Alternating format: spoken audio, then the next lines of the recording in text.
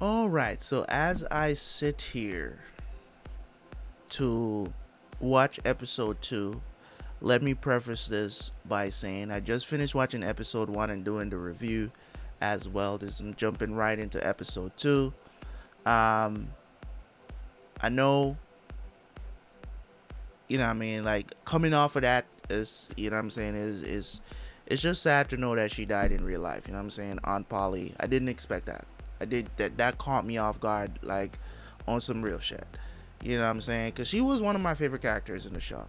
So, hopefully hopefully her family is doing well. It's well been like a year now, I believe. I think it's been like a year now, or close to a year since she died. Um, but they did the season to show appreciation for her, and they said this season is dedicated to her, so that was good to hear. Um, awesome stuff, awesome stuff. Anyways, we're gonna jump into episode 2 of season 6 of Peaky Blinders, man. This series has been nothing but great. You know what I'm saying? Short, sweet, to the point. Let's get it.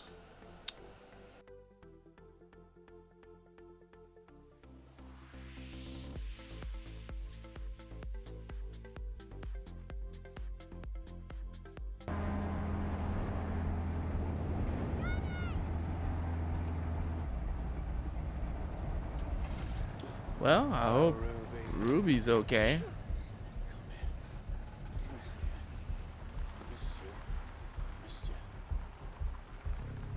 There's a black Madonna. What present did you get us, Dad? Son. She's all better, Tommy. Came back for nothing. Glad you're back. Right. Before we do anything else, we're gonna go for a drive. Okay? God, Let's go. Yeah, you she's got to. taller than him. Drive where? Perhaps the driver takes us to see Dr. Robert. Let's have a look at Ruby. Why? The appointment is in 1 hour. You stay here, you can come. Right. Right, let's go.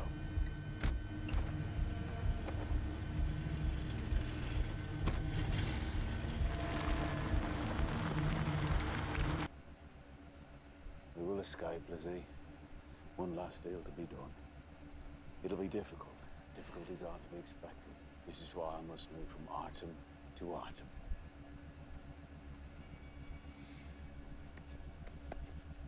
Do you feel that?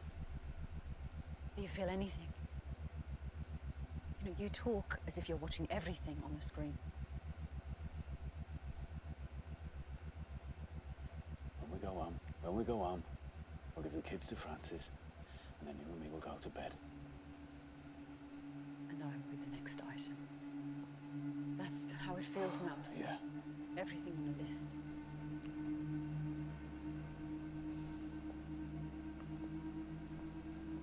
Hey, baby. Tommy! Tommy! Oh, damn.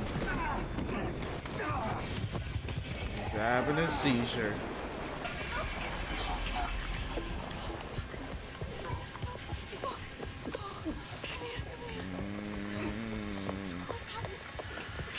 It's the work that's to blame.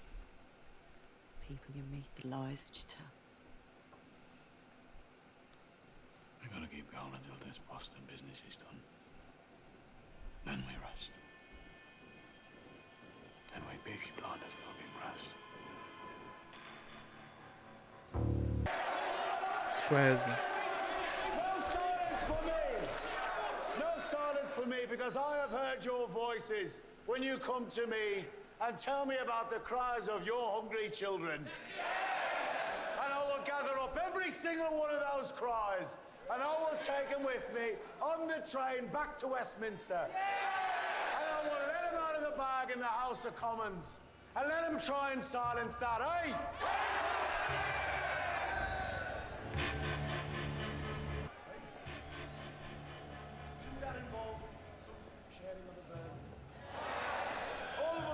What does she want?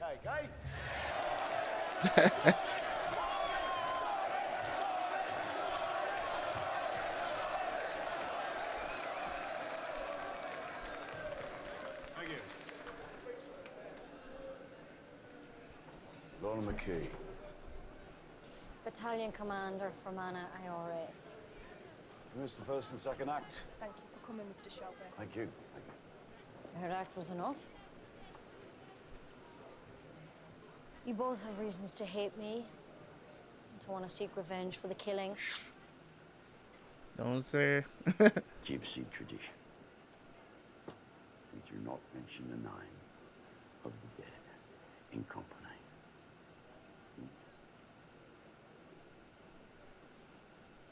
Lorna McKee and the Shelby family.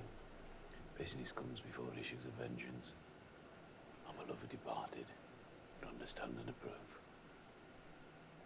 Scarboys, Our agreement was we meet in a crowded place. no need for crowds. We need you alive. After you. You know, Mr. Shelby, even though we've been doing business for a while, we've never met in person. You spoke with passion and compassion. You understand forgiveness, and you drink water.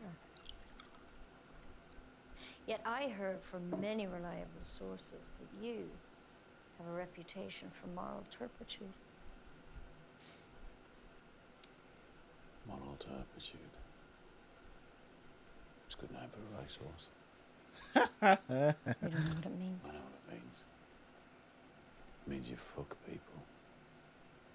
Fuck people over, don't give a fuck. It means you covet and steal and burn all principles for the sake of self-interest. Well, I'm changing. Lorna McKee, my organisation is also changing.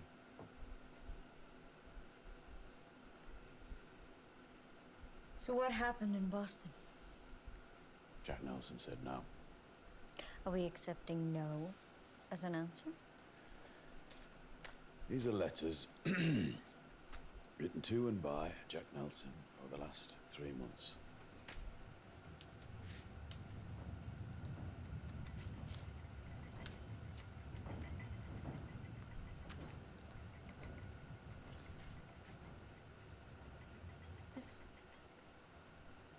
This is a private letter from the President of the United States. Where the fuck did you get this? My racehorse, moral turpitude. It's just one of many in my stables. Sometimes even now I'll take it out for a run. If there is a good cause that requires her services.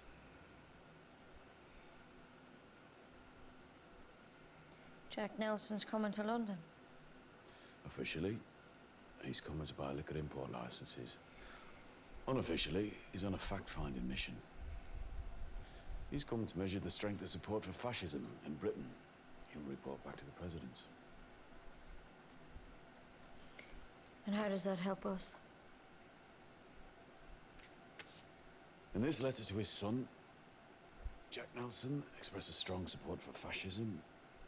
In this letter, to a friend in Berlin, he says some interesting things about Jews. He's not coming to Europe to find facts. He's coming to find proof that fascism will prevail. You and Oh. I'm going to help him in that task. I thought you were a socialist. Well, since I've entered politics, I've learned that the line doesn't go out from the middle to the left and the right. It goes in a circle. I'll show you.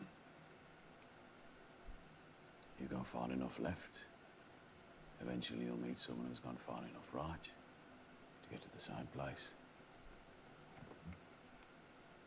Working class socialists like me, working class nationalists like you. The result? National socialism. And that's me. In the middle. Just a man trying to make an honest living. In a very dark world. You have friends in Dublin, Lorna McKee, who are actively fighting for a fascist Ireland. And you are acting on their behalf, ain't you? Well, Jack Nelson, Comes to London, I can give him access to Oswald Mosley and to fascist sympathisers in the House of Commons and the House of Lords, both sides of the divide. Fascism is quite the thing among the very best people. And with your help, I can also offer him Dublin. And you think this will allow us to ship our merchandise to Boston? Perhaps. There may be other benefits for your cause. All you have to do is sit with Jack Nelson and talk to him about a new golden age. And let him put a pin in the map of Ireland for the President of the United States.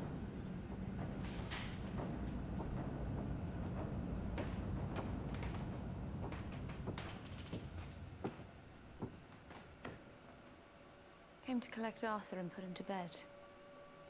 Found him in Garrison Lane with a syringe in his hand.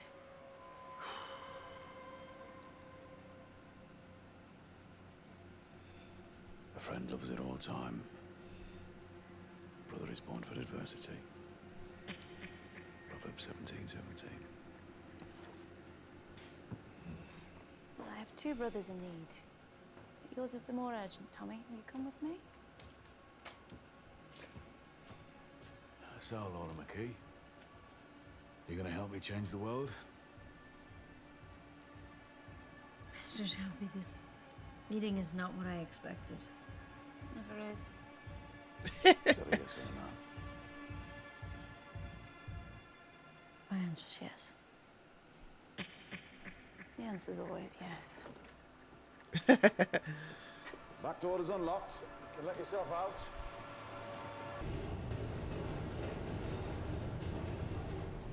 Look, I know it's too late for this, Tom, but this doorway. This same fucking doorway. We used to come here for Dad's beer. And we were so little it took two of us to carry one bucket. Yeah, I remember. Look at us now, eh? Yeah. Fucking look at us. Take a good look, Tom, because one of us isn't going to be here for long. Fuck. Opium and presidents. Shit is getting wild. Ida, if you don't want to help me carry the bucket, then I wouldn't blame you.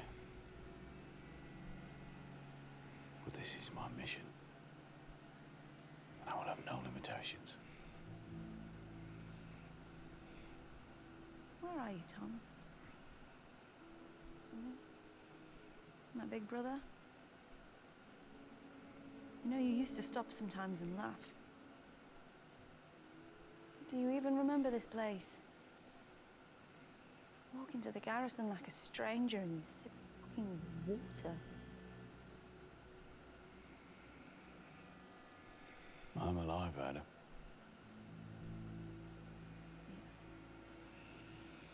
You're still looking for trouble big enough to kill you. Oof. Wow. This season about to be heavy as hell, bruh. I ain't even gonna front. I have children, Tommy. You have to carry this bucket on your own. Damn, Ada's out. One brother half dead in the rain in Garrison Alley, and the other has no limitations.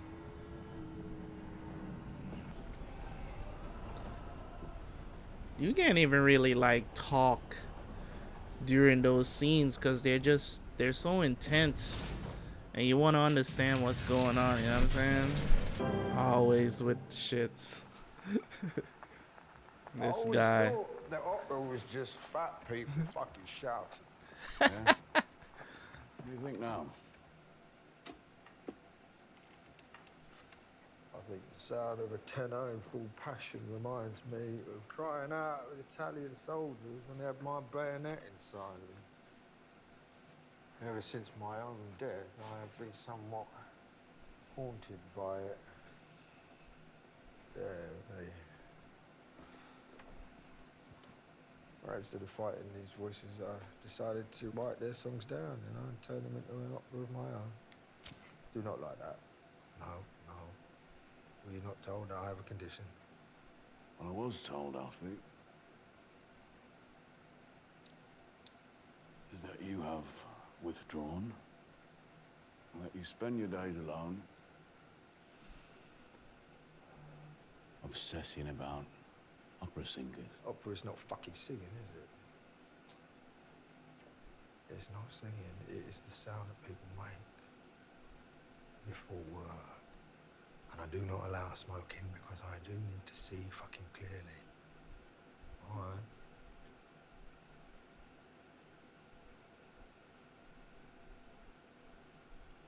What, do you sense weakness in it as well? Not a sense of weakness, no, Alfie. A certain knowledge of it. Since you've been sat here writing your opera, a member of your family has died. Charles Solomon's your uncle. You ran all the narcotics, bootlegging, prostitution, gambling syndicates out of East Boston. But last January, poor old Charlie, well, he was shot in the Cotton Club, in the lavatory, by men that you know, and yet you did nothing, Alfred.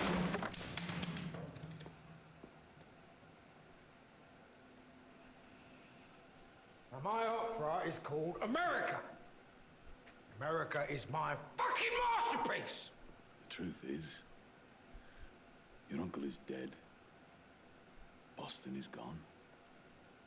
And you, once the big man who ran Camden town, now can't even extinguish another man's cigarettes. Let alone his fucking life. You need favors, Alfie? I need a fucking final act, right? Just a final fucking act for my opera. Yeah. What is that stance? I think I may have written your final act. I have 5 tons of pure, refined opium sitting in one of my warehouses in Liverpool. I've safe storage off the coast of Canada. I've men willing to distribute it in Toronto, Quebec, New York, and Boston. The income would be immediate and would shift the balance of power in Boston back in favor of the Solomons family.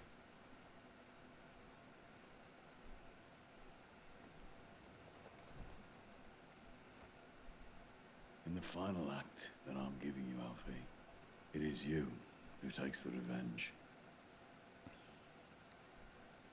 What would you sell? The Irish are being difficult. The Italians are not an option. Also, Alfie, you are my friend. Did you give me credit? No. I won't take property. You own half the warehouses in Camden.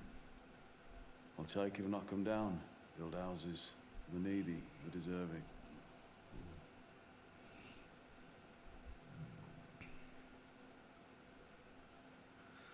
Yeah, well, the Irish have always been difficult, Tom, haven't they? About fucking 700 years. You know, I once saw an Irishman arguing with the statue of Oliver Cromwell in Parliament Square. And the argument went on for quite a while, actually, well into the night, as his little voice echoed all around the Houses of Parliament as he got more and more angry. Oliver Cromwell was reluctant, somewhat, to answer his legitimate questions. So angry, in fact, that eventually he punched the statue on the nose and broke his fucking hand. And there it is, you know, the Irish question.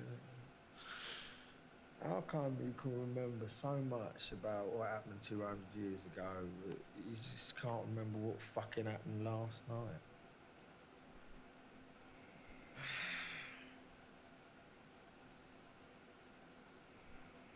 How much is a ton? Johnny? Tomorrow. I came to say goodbye.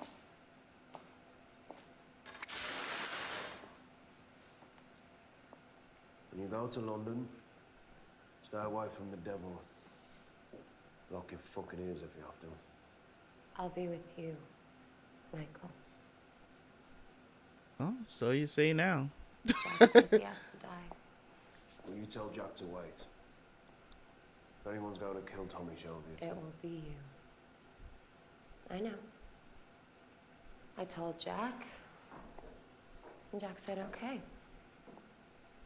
Let the kid do it. And in return, he can collect the cash that Tommy won't. Yeah, but $5 million. The devil will be dead. once Jack's hears Tommy's plan, though, Belongs to us. giving him what he really wants, is he gonna feel the same way? Michael.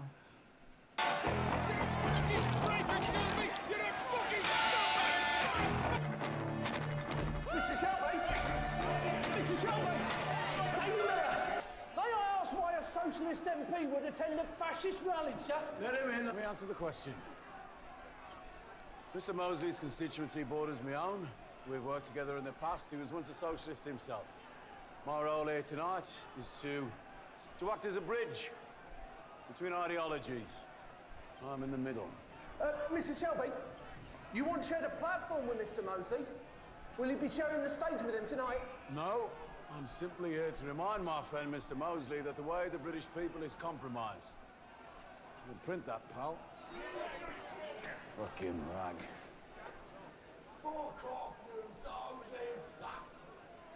Arthur? What is Arthur doing here? Jeez. I was invited in, I agreed. Arthur made me a promise, which he appears to have broken. I'll fucking let you down, I know I have, alright? I fucking said sorry a million times, I'll say it again, I'm sorry, alright? Yep. Fucking sorry. Look at Johnny Dogs for the fucking looks like a fucking white. Oh, shut up. Get me a fucking drink. Johnny, take your shirt off, give it me. Oh, for fuck's sake. Come on, take your fucking shirt off and give it me now. Turn it off. Arthur, this is my fault. This is my fault. Remember, we voted on getting involved in the opium trade. You voted no. I said no. Remember? I overruled you. I've not been here, I've been away. Where you been? And Ada tells me you've been hanging out with Mosley. Yeah, in Smithwick. Yeah? In his big, beautiful fucking house. And had parties there in Belgravia. And they give me fucking respect. Yeah, what do you give them? Snow and junk from the company we're hanging. Look at your brother. Half of you's gone. Half of you's gone. Oh, fuck. Rag and bone. I have to move between left and right, light and shade, and maintain the trust of both. And I cannot have my brother wearing a fucking black shirt on the cover of the Daily Mirror. If anyone takes my picture in this, they'll find a fucking camera under my heel, Tom. They're throwing petrol bombs out there, Tommy. Thought Ida was taking care of him. Ida's got decisions to make about working with us. She doesn't know what she wants. I'll speak to Ida. Listen. It's too. Say that. Oh my God. I have something for you. Lizzie, you go with Johnny. Johnny, take Lizzie to a seat. But I don't have an invitation, Tom. Johnny, you're wearing a fucking black shirt. You can do what you like. Go on. I'll follow you. Go on. Arthur, before I went to America, I wrote a letter. And in that letter I wrote, Linda, as a Christian woman, you believe in forgiveness. Done forgot about Linda, bro. This is what I got back 2 days ago. Have a look. As a Christian woman, I do believe in forgiveness. Behind the word do is underlined. Arthur, I'm not Christian. But I also believe in forgiveness. Die clean for 2 weeks. I'll write Linda another letter. Because I know where she is. Because if I remember correctly, Linda did, you know what I'm saying, she dipped because she was like, yo, I can't deal with this shit with this dude. Ain't so much to do the real work.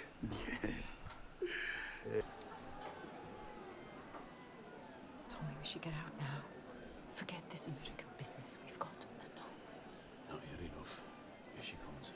Remember to smile. Come on.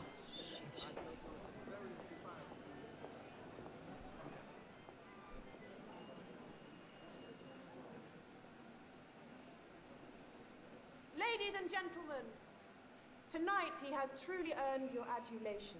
The future Prime Minister of this great country, Sir Oswald Mosley.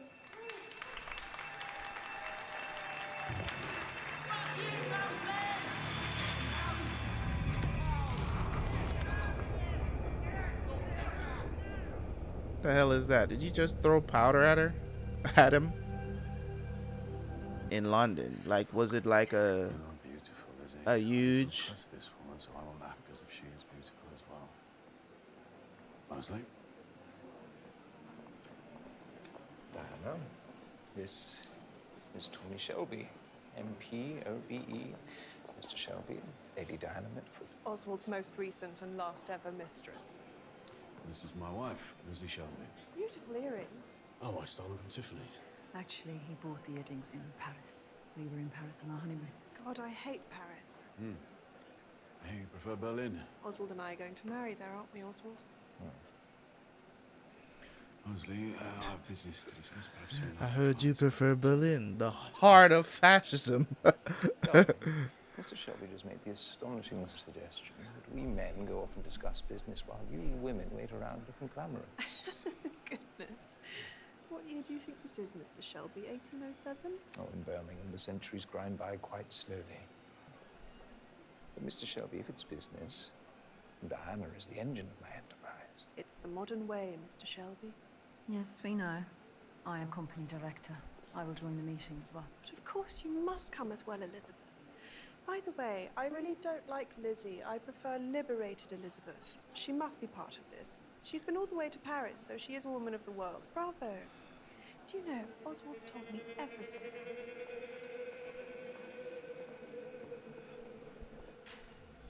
Liberated Elizabeth? Oh my god. It's just her nickname, for God's sakes. Report to me, Shelby. Officially, Jack Nelson is in London to buy import licenses. And unofficially, he's Roosevelt's envoy. As you can see from this private letter, he is far from a neutral point of view. Look at the bottom of the second paragraph. Individually, Jews are fine, but as a race, they stink. Elizabeth, do you even know why the bridge to President Roosevelt is so important? Actually, no. I don't really know much about this business at all.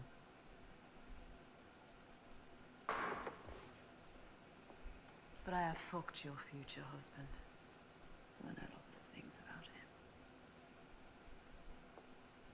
Tommy, I'll be outside. Well done, Elizabeth. Few people want to meet Nelson, I know. Mr. Shelby, from now on, can I call you Thomas? If you like. Of course we would. And we are very grateful for your efforts. But Mr. Shelby, before this enterprise goes any further, you really must do something about your wife. Is this Jack? Mr. Shelby. Yes, Mr. Nelson. I came early. You want me to Interesting allow answer. you to enter my city and deal narcotics that'll kill people? You're dealing whiskey, Mr. Nelson. I recently read a report by the Vatican, actually, which said that whiskey disproportionately kills more of our Catholic brothers and sisters, whereas opium is the sedative more often chosen by Protestants and atheists. In return, there are people in England who you think I should meet? Yes. Yes, like minds. I'm here to buy import licenses. The booze. The booze of the blue blood elite. In America, we like labels. An aspiration. Well, I have a brand of my own vodka and gin. You can add that to your portfolio. I hear Shelby labels are favored by the working class. Indeed, a fact of which I'm very proud. They say you're a poet too. No.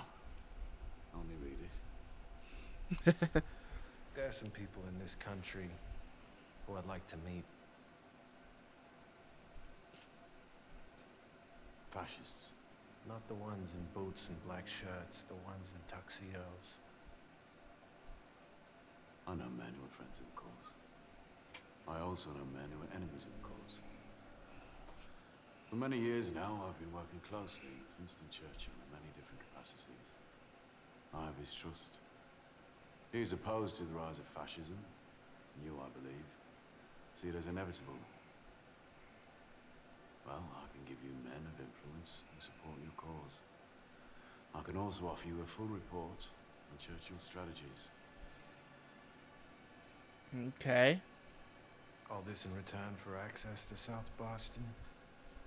Alternatively, you can take on Churchill on your own, without my intelligence. And I could sell me opium to the Jews. Oof. Hit him where it hurts. You're a brave man, Mr. Shelby. A war hero, I hear. Every war hero I ever met, they're just someone who wanted to get themselves killed. Do we have a deal, Mr. Nelson?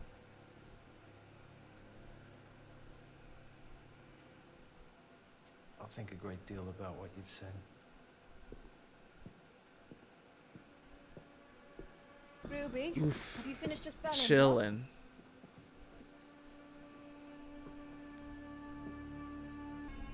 Ruby? Ruby? Ruby? What are you doing, love?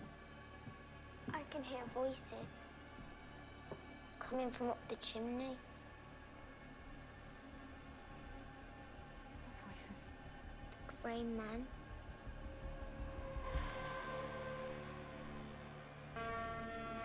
Yeah, Westminster 245. Mr. Shelby.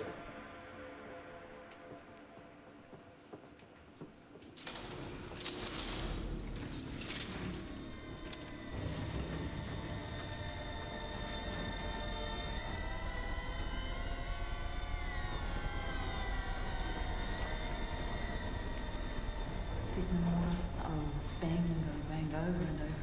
How was the fellow? And one of you will die. He's staring at me, Daddy. A man with green eyes.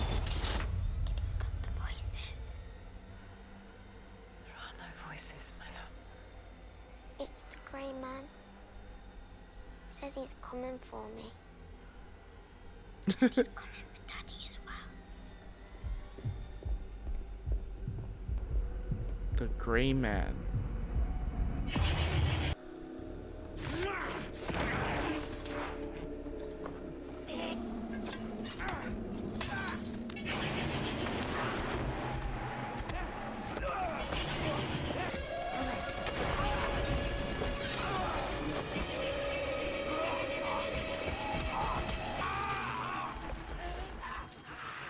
How the goddess not somebody that's close to him?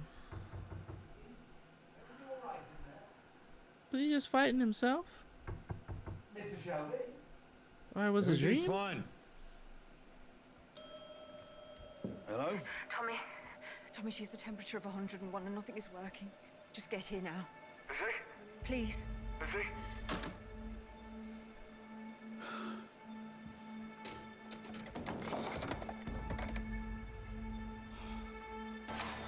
Where is she?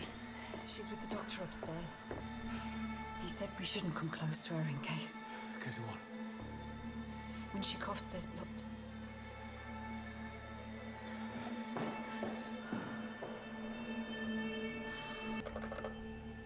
Matilda, put me through to the number I gave you for Esme Shelby Lee. Esme. That was John's John. That was John's wife, right? If I remember correctly.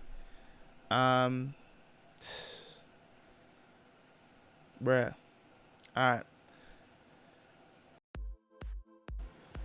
All right, so we have officially, I want to say, caught up to Peaky Blinders. I know the next episode drops tomorrow, so it's kind of weird. But in any case, this has been quite a journey so far. Episode 2 didn't talk as much, because I wanted to really, like, dive into this show. There's not much for talking when it comes on to this show. You guys know already. Like, if you're new to my channel and you're watching me and you don't see me talking during reactions and stuff like that, there's a reason why I don't talk. I could talk constantly throughout my reactions if I wanted to, but I don't do that. And the reason why I don't do that is, like, I'll tell you guys this, right? The full reaction is there for free. If you don't enjoy these kind of reactions, I'll tell you this. If it's a situation where, you feel like I'm not giving enough insight with the episode, there's a reason why I do this. And the reason why I do a comprehensive or try to review the episode as much as possible at the end, right? And talk about the stuff that happens in the episode, or the things that kind of stood out the most about the episode, right? Because not only do I want you guys to watch my reviews, I also don't want to be interruptive during the show. A lot of times, sometimes I'll say some things during scenes where they're like walking somewhere or something like that. I'll take that time to kind of give my thoughts on what's going on, unless something like very imperative during the plot line happens, then I will stop it, pause the show. I try not to talk over the show, because dialogue, one of the things that people don't appreciate a lot when it comes on to reactions, is how much dialogue plays into what you're watching. You get what I'm saying? And if you're constantly talking over it, not only do I believe that it ruins the experience for yourself, it ruins the experience for the person who's watching you react to something, because they want to know what you're reacting to. So I try not to talk as much. Sometimes they'll go a whole episode and I don't really say anything, and it's not because I'm trying to be as boring as possible. It's not because of that. I do want to understand dialogue, and if you don't pay attention to dialogue in the show, in this show, you will get lost. I promise you, you will get lost if you're constantly talking over what you're watching. You will get lost in what's happening. You will get lost forgetting about the dialogue, not understanding what's really going on. So for this episode, of course they brought in the fascists, and thing about it is this might even get demonetized as well, of me saying the word fascist on YouTube. So we'll see how that goes. But anyways, it's interesting, the analogy that he used to describe himself and where he's at to this lady. Right, I can't remember her name right now. McKee or something of the sort, right? The way how he explains it is like, I'm in the middle, because his goal is to get out, to make a shit ton of money and then get out. That's his goal. So he's just playing the game to get where he needs to get. It's like, no limitations.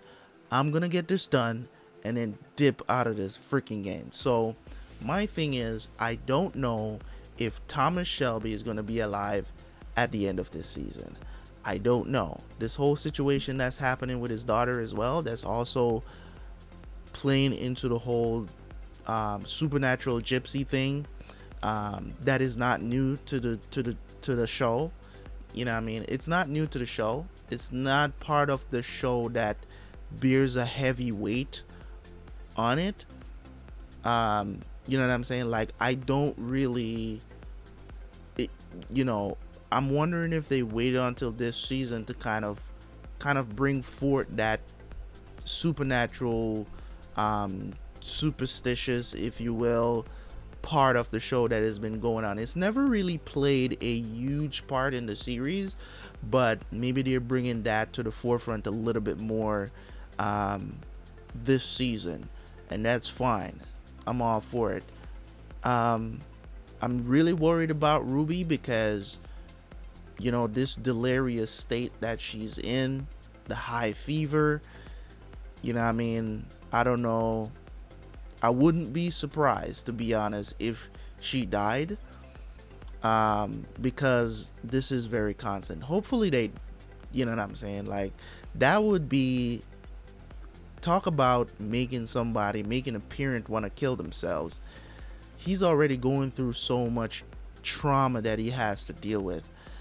You know what I'm saying? With his brother being his brother being an addict. There's so much he has to deal with. And this is the criminal world. So I'm talking about this in the context of, you know, somebody being a criminal. Because we're all cheering them on. You know what I'm saying? We're all cheering them on because this is the world, this is the universe that we're in. Right? That doesn't mean that in real life you should cheer criminals on. You know what I'm saying? Like, no. You know what I'm saying? That is not the case here.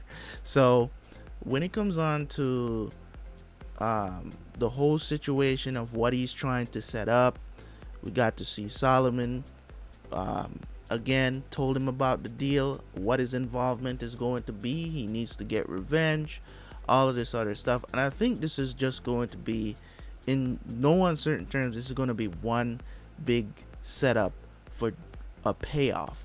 And I think in some ways it seems like Tommy is kind of like paying his dues and then getting paid through paying those dues. So I think that's one of the things that I think there's certain players in this game that he's putting together. I think there's certain players that are going to get screwed over because that's what he does, this moral, whatever they call it, right? I think that's going to play into what happens at the end of this season. Is just that nature of him. I don't know if he's going to survive it. It's just,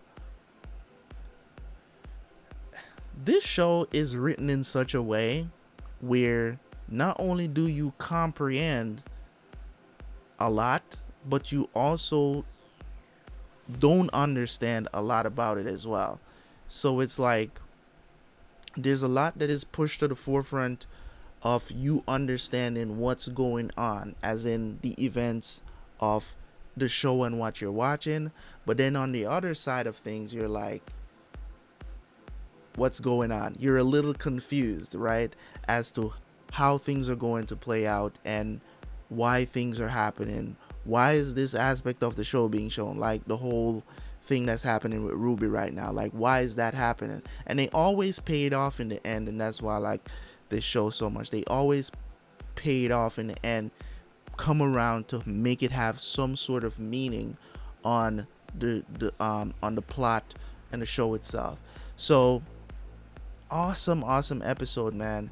The whole thing with, you know, Ada don't want to have anything to do with this anymore. She has been in and out. She's always been, you know what I'm saying, the sister that's always like, when you think she's not paying attention, she's actually paying attention. She does not want to be a part of this. Not, you know what I'm saying? She's never really wanted to be a part of it. She's always done it because she has the family name. She's a Shelby. So it's like, it's kind of like inescapable. The fate of these people is like, you're associated with this family, you're associated with this family. See how Lizzie wants to leave as well? Like, it's, they want to get out so bad, and Tommy's just saying, just one more. And that's always what it is, just one more. And then you don't end up getting to see the end of one more. You know what I mean? It's, I don't know, man. I don't think Tommy is gonna survive this season, but we'll definitely see. Anyways, guys, thank you guys so much for tuning in, man. That is all I have to say. I appreciate you guys. RIP to the one and only, man, Ellen McCrory, aka Polly Gray, man. she was a storm that hit this show. She was, I think back then, I think even at the end of season 5, I was saying that Polly is still my favorite character in the show over Tommy. You know what I'm saying? And not only because she was beautiful, but her acting and the way how she was as a mother over all of them, the way how she acted towards everybody else in the Shelby family. She was the glue that held them together, and it's just her presence is missed and appreciated. Thank you guys so much, man. I appreciate y'all. Catch you guys for the next one, man. Peace.